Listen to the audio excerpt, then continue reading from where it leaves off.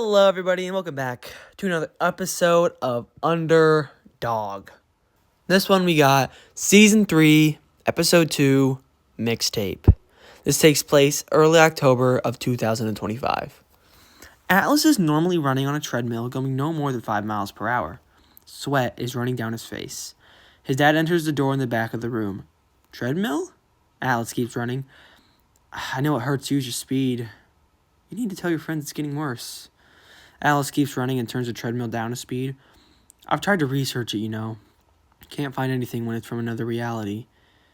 Alice turns the treadmill down again. Don't push yourself, son. He turns and walks away, leaving the room. Atlas starts to lose it and falls backwards of the treadmill onto the floor. Heavy in breath, he lays there. He scrunches his eyebrows as he wipes the sweat off them. He sighs, knowing what he has to do. The title card plays, and it cuts to New York, showing people walking on the streets and cars passing. The city has come back from the scare that Black Death arose. Atop a tall skyscraper, Dylan watches over with suit on, but his mask off. He sits there as the sunrise hits his face. He feels the cool air from the dawn of fall. It shows the sun's reflection off the blue sea by the city's coast. And still, he's just sitting there. Today's a relaxed day. He has plans later, but right now, that's his me time. Rare for him to get. His cell phone begins to ring. He glances over and checks who's calling. It's Atlas. He picks it up and answers, putting the phone on a speaker. Hey, Atlas. How's it going? It's fine. You finally able to tell me where you've been held up the past couple of months? Atlas chuckles slightly. I wish. Of course, I'd rather be over there helping fight with you guys. Well, I know the sickness is kicking your butt. Even if you don't tell me straight up. Al stayed silent for a moment. That's what I wanted to talk about. It's not getting any better. Those black patchy spots cover my whole chest now. Neither say anything for the moment. Hey, I lifted up a building last week. Damn. Sounds like things over there haven't changed. The bot's still not back. Just feels like any day now. Remember, I'm just a dash away. I won't forget. See ya, Dylan. Get better, Alice. Dylan picks the phone up, seeing that Alice hung up the phone. He looks up back at the horizon as a lone tear runs down his cheek. It cuts to black and then to the warehouse. Jake is pacing back and forth. It seems the idea Lotus returning has become a topic again in the group of heroes. If he comes back, don't you think we're kind of screwed? Atlas isn't far away, and Zara, if she knew we needed help, she'd return. Miranda walks to the other side of the warehouse. You don't like her, do you? Jake shouts across. It's not that I don't like her, she's just kind of full of herself. Doesn't take an observant person to notice that. Do you not like her? No, me and her were close. I think about where she is a lot. Why don't you go look for her? Where do I even start? Miranda doesn't answer for a moment. She'll come back. Jake nods dubiously and spins around in his chair. It cuts to a clock ticking with a beeping sound in the background. It cuts over to Atlas lying in a hospital room. Footsteps become audible outside the room and the door opens. Mr. Jackson, how are you feeling? Like I'm in a different universe. Well, let's get that solved, shall we? He sets down his clipboard. Now, I know we said this is unseen before, but some medicines we have do seem to be helping this condition you have. Have you noticed the parasite shrink in size? No, it's just getting gradually bigger, like I said. I'll go grab more painkillers, and I'll be back. Alice nods as the doctor walks out of the room. Alice turns his head to look out the window. He sees a man getting kicked into the side of a dumpster. He looks for a moment and decides to get up, and he speeds out of the room and walks into the alley. He walks into the situation. What's going on here? The man stops beating on the other one and turns to look at Atlas. You trying to be a hero? I'm not trying. The man goes to punch Alice, but he stops time with his fist being inches away. He walks over to the man on the ground and helps him up, dusting his shoulders off. He then goes back to the man trying to attack him and picks him up, moving him in front of a brick wall. He then speeds back up the hospital bed, climbing in. He looks back out the window, reverting time back to normal. The man punches the brick wall and screams in pain as the other man runs away. Atlas smirks, but then he coughs. Using his powers is definitely draining for him. The doctor enters the room again, holding a bottle with the painkillers. Here they are. Atlas gets up from the bed. We were trying our best to figure out this, Mr. Jackson. I know. He walks out the room. It cuts to the doctor's face as he stares blankly, looking down at the ground. It cuts to Dylan's apartment, where he's inside, sitting on his couch, enveloped in many blankets. A knock emits from his door. "Come in!" The knob twists, and Miranda enters.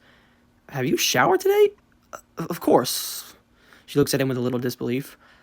"I wanted to talk to you." She picks up a soda can from off the couch and tosses it to the side and sits down. "About what?" "Me and Jake, we're discussing the possibility of Lotus returning, and we're a little low on numbers.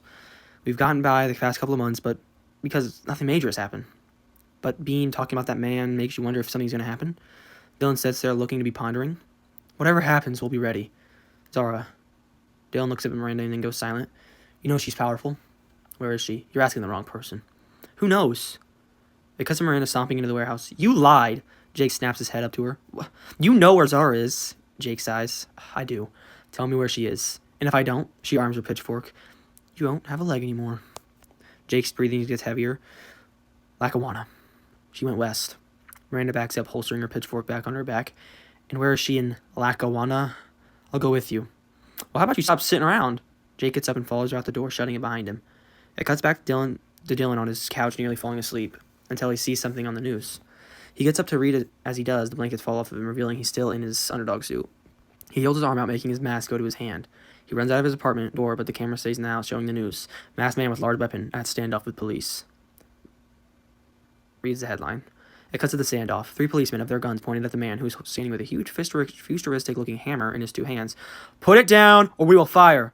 He seems to be wearing some kind of metallic armor along with his mask. "Hey, 5-0, let me handle this." Underdog walks out from behind them. He gets a few feet closer than the cops to the man and confronts him. "There doesn't need to be any problems, just put away the hammer." Instead of listening, he twirls it to get a better position to slam the head into the ground, creating a musical sound and red shockwave towards Underdog, bouncing him back into the police car. After the impact, his ears are ringing. All he can hear is the muffled sound of gunfire.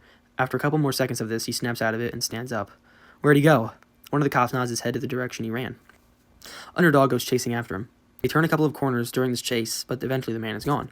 Underdog stops running and stands in disbelief as he catches his breath. It cuts to Jake and Miranda inside a car driving. "Why are you the only one she told?" Miranda asks. Jake looks over at her. "Can tell you. You really don't know."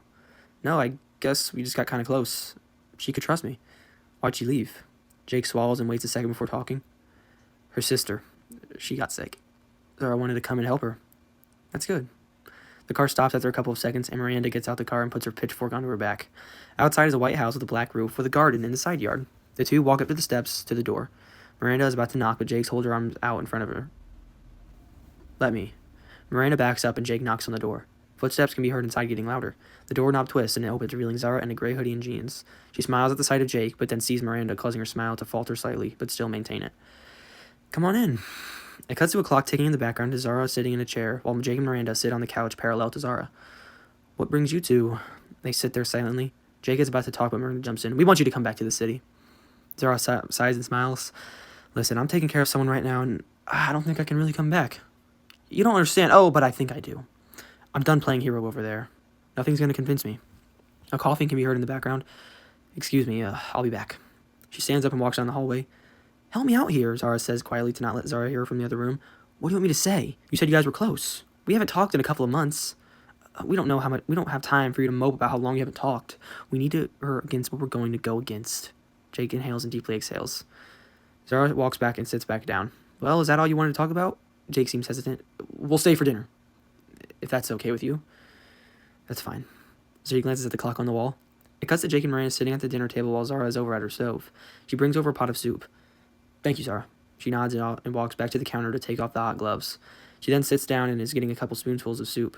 "Zara," she looks up at Jake. "I know you're here helping your sister, but we think there's going to be a huge problem real soon." "You think? You want me to go over there for something you're only thinking about?" "Lotus might return any day. And you're strong, smart, resilient, and a lot more adjectives." Zara smiles slightly at Jake because of the compliments. "I'll come if you guys really need me. Just never forget to call me." Miranda rolls her eyes and continues eating her soup. "I think it's best we get going. Stay the night. I have room." "Might as well stay." "No, we're fine." Miranda speaks over Jake. "Miranda, what is your problem?" Zara watches while she's eating her soup. "It's not about me, it's about her." "Hey, how about you watch yourself?" She puts her spoon down and stands up out of her chair. "Zara, maybe we need to pay more attention to you because you are selfish and self-centered." Miranda and Zara are now face to face. "Bitch." Zara gets mad and punches Miranda in the face, making her upper body fall over the table. Zara turns around and walks away. "Leave my home!" With her back turned, Miranda comes up behind her and kicks her onto the ground. She pulls the pitchfork off her back and points it at Zara on the ground. "What are you going to do, Miranda?" She just stands there, frozen, pointing the spiky head at her. Jake walks behind her, pushing her arms down. "Let's go." Miranda pulls away and walks out to the front door, leaving the house. Jake walks away too, but before exiting, he looks back. Zara returns the look. "I don't forget," Jake says before shortly after leaving. The door shuts and it goes to Zara, who still looks mad as thinking.